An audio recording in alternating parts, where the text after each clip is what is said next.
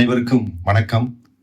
மோடி அரசின் அடுத்த கட்ட பாசிச தாக்குதல் தென்னிந்தியாவை நோக்கி நகர்ந்து கொண்டிருக்கிறது. ஆம் தோழர்களே, பாராளுமன்ற மறுவரை மசோதாவை கொண்டு வரதா மோடி அறிவிச்சிருக்கிறாரு. அதுவும் ஏப்ரல் 16 கூட இருக்கக்கூடிய அந்த நாடாளுமன்றத்தில் இந்த மசோதா நிறைவேற்றதாகவும் சொல்லியிருக்காரு. இதை எதிர்த்து திமுக தலைவர் மு.க.ஸ்டாலின் கண்டன குரல் எழுப்பியிருக்காரு. அதுவும் எப்படின்னா சாதாரணமா இல்லை, இது எச்சரிக்கையா விட போறேன், பழைய திமுகவை நீங்க மீண்டும் பார்க்கணுமா அப்படின்ற வகையில பாத்தீங்கன்னா ஒரு எச்சரிக்கை விட்டுருக்காரு.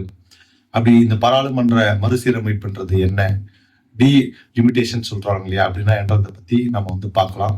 1951 இந்த டி லிமிடேஷன் ஆக்ட் கொண்டு வரப்படுகிறது. இதை 10 வருஷத்துக்கு ஒரு முறை மக்கள் தொகை கணக்கெடுப்பு எடுத்து அதன் அடிப்படையில் பாராளுமன்ற தொகுதியை நிர்ணயிக்கலாம் அப்படின்னு சொல்லிட்டு முடிவெடுக்கிறாங்க. அதன் அடிப்படையில் 1951, 61, 71 இந்த 10 ஆண்டுக்கு ஒரு முறை பார்த்தீங்கன்னா பாராளுமன்ற அந்த தொகுதியை சீரமைப்பு வேலைகளை செய்யறாங்க. ஒரு கட்டத்தில் என்ன ஆகுதுன்னா, இப்படியே நாம கொண்டுட்டு போனோம் அப்படின்னா பாராளுமன்றத்தில் ஒரு சமநிலை பிரதிநிதித்துவம்ன்றது இருக்காது. ஆகையினால இது தற்காலிகமா நிறுத்தி வைக்கிறோம். அப்போ ஒவ்வொரு மாநிலங்களும் குடும்ப கட்டுப்பாடுன்ற வகையில செய்ய வேண்டியதா இருக்குது அப்படின்னு சொல்லிட்டு ஆரம்ப கட்டத்திலே அது வலியுறுத்துறாங்க. ஆனா அது என்ன ஆகுதுன்னா, அது எல்லையும் மீறி மாநிலங்களுக்கு இடையே வேறுபாடு அதிகரிச்சுட்டு போயிட்டே இருக்குது. ஆனால் ஒரு கட்டத்துல இதை நிறுத்தி வைக்கிறாங்க. அதுக்கு அடுத்தது மறுபடியும் அதை பரிசீலிச்சு மீண்டும் 2001 வரைக்கும் நிறுத்தி வச்சு, அதுக்கு அடுத்ததும் பாத்தீங்கன்னா 2026 வரைக்கும் அப்படியே இதை நிறுத்தி வச்சு இப்ப அதுக்கான வேலைகளை முன்னெடுக்கிறாங்க. அப்ப அவர்கள் சொல்லக்கூடிய அந்த நோக்கம், பாராளுமன்றத்துல அந்த பிரதிநிதித்துவன்றது சமநிலையில் இருக்குன்ற அந்த விஷயத்த இன்னைக்கு இருக்கக்கூடிய மோடி அரசு அதை தூக்கி போடுறாங்க. இல்லைங்க, ரொம்ப கஷ்டமா இருக்குதா?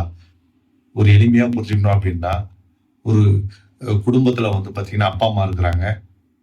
அவங்களுக்கு பாத்தீங்கன்னா 3 பசங்க இருக்கிறாங்க. அவங்க பேரண்ட்ஸ் என்ன சொல்றாங்கன்னா, ஐயா நமக்கு இருக்கிறதே 9 ஏக்கர் தான், உங்களுக்கு ஆளுக்கு 3 ஏக்கரா பிரிச்சு கொடுத்தா இருக்கிறோம். அதனால நம்ம இன்னைக்கு இந்த பொருளாதாரத்தை கொஞ்சம் மீட்டெடுக்கணும் அப்படின்னா நீங்க ஆளுக்கு 2 பிள்ளையா பெத்துக்குங்க ஐயா சாமி அப்படின்னு சொல்லிட்டு கேட்டுக்கிறாங்க. ஆனா பெரிய பிள்ளை என்ன செய்யறான்னா, அப்பா அம்மா பேச்சு கேட்காம 4 பிள்ளையை பெத்துக்கிறான்.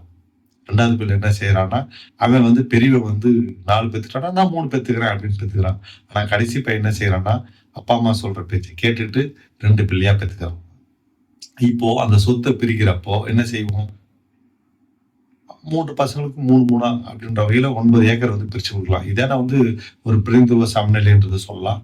ஆனா மோடி என்ன சொல்றாரு தெரியுங்களா, முதல் பிள்ளைக்கு 4 பசங்க இருக்கிறதால அவர் 4 ஏக்கர் கொடுக்கணும். 2வது பிள்ளைக்கு 3 பசங்கிறதால 3 ஏக்கரா கொடுக்கணும். 3வது பிள்ளைக்கு 2 பசங்க இருக்கிறதால அவனுக்கு 2 ஏக்கர் கொடுக்கலாம். இதுதான் அவர் சொல்லக்கூடிய அந்த மக்கள் தொகைக்கு ஏற்ப இந்த தொகுதிகளை மறுசீரமைப்பு செய்யணும்னு சொல்றாரு. அப்போ ஆரம்பத்திலேயே அவனோட அப்பா அம்மா பேச்சை கேட்காம தாந்தோணித்தனமா நடந்தவங்களுக்கு அதிகமான ஏக்கர், அவரோட பேச்சு கேட்டவங்களுக்கு கம்மியான ஏக்கர். இதுதாங்க இந்த தொகுதி மறுசீரமைப்பில் நடக்கக்கூடிய பிரச்சனை. அப்போ இதை எதிர்த்து இங்க இருக்கக்கூடிய திமுகவில் ஆரம்பிச்சு எல்லா ஒரு முற்போக்கான கட்சிகள்லாம் பாத்தீங்கன்னா குரல் கொடுக்குறாங்க. ஆனா இங்க இருக்கக்கூடிய எடப்பாடி அவரை பத்தி நம்ம நோ கமெண்ட்ஸ், அதை விட்டுருங்க, அது அப்படிதான் இருக்கும். சரிங்களா? ஆனா இது அடுத்த கட்டமா இருக்கக்கூடிய தென் இந்தியாவில் இருக்கக்கூடிய மற்ற முதலமைச்சர்களும் இதுக்கு எதிரான ஒரு கண்டன குரல்கள் எழுப்பணும் அப்படின்னு சொல்றோம். ஏன்னா இது ஒரு சீரியஸான ஒரு பிரச்சனை. ஏன்னா இதுக்குள்ள ஒரு இந்துத்துவா அமைக்கிறதுக்கான ஒரு வேலையை ஆரம்பிச்சுட்டான்னு சொல்றோம். இது ஒரு சாதாரண பிரச்சனையா கடந்து போக முடியாது. ஏன்னா இந்த பாசிச பாஜக RSS கும்பல் அரசு கட்டமைப்புகள் எல்லா இடத்திலும் அவங்களோட ஆட்கள் நிரப்பி வச்சுட்டான். இப்ப எஞ்சி இருக்கிறது தான் இந்த சட்டமன்றம், இந்த நாடாளுமன்றத்தில் இருக்கக்கூடிய பிரதிநிதிகளை உருவாக்குறது, உள்ள தள்ளுறது. அப்ப அதுக்கான வேலைகளை ஒரு மறுசீரமைப்புன்ற வகையில இதனால் நிறுத்தி வச்சதை இது அவனுக்கானதா மாத்தி அதற்கான ஆட்களை உள்ள கொண்டு வரான். ஆகையினால்தான் வட மாநிலத்தில் இருக்கக்கூடிய மக்கள் தொகைக்கு ஏற்ப நான் பிரதிநிதித்துவப்படுத்த போறேன்னு சொல்றான். அவங்க என்னதான் அது இல்ல நாங்க அப்படிலாம் செய்ய போறதில்லை, அதெல்லாம் சும்மா உருட்டு அப்படின்னு சொன்னாலும் அவரோட நோக்கம் தெளிவாக தெரியுது அப்படின்னு சொல்லிட்டு பார்க்கணும். அப்போ இவர்கள் மக்கள் தொகை அந்த கணக்கெடுப்புன்ற வகையில பாத்தீங்கன்னா நாம் அதை கரெக்டா கடைபிடிச்சோம். ஆனா அவர்கள் கடைபிடிக்கல. அது ஒரு புள்ளியோரம் மட்டும் இருக்குங்க. அதாவது 40 வருஷத்துக்கு முன்னாடி இந்தியாவோட மக்கள் தொகை 3 கோடியா இருந்தது. இப்போ பாத்தீங்கன்னா 7 கோடியா கிட்டத்தட்ட வந்திருக்கு. ஆனா அதே நீங்க உத்தரப்பிரதேசத்துல எடுத்துக்கிட்டீங்கன்னா 40 வருஷத்துக்கு முன்னாடி 8 கோடி பேரா இருந்தவங்க இன்னைக்கு பாத்தீங்கன்னா 19 கோடியா மாறிடுறாங்க. கிட்டத்தட்ட 11 கோடி இன்க்ரீஸ் ஆயிருக்கு. அப்ப இதன் அடிப்படையில் தான் தொகுதி மறுசீரமைப்பு செய்யணும்னு சொல்றாங்க.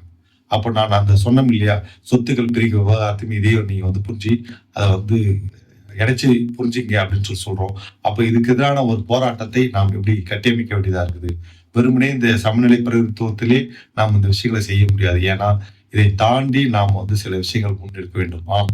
உண்மையான அதிகாரம்ன்றது எங்க இருக்கும் மாநிலங்களுக்குன்னா, ஒரு தன்னாட்சியில் தான் இருக்கும் அப்படின்றத நாங்க தொடர்ச்சியா வலியுறுத்துறோம்.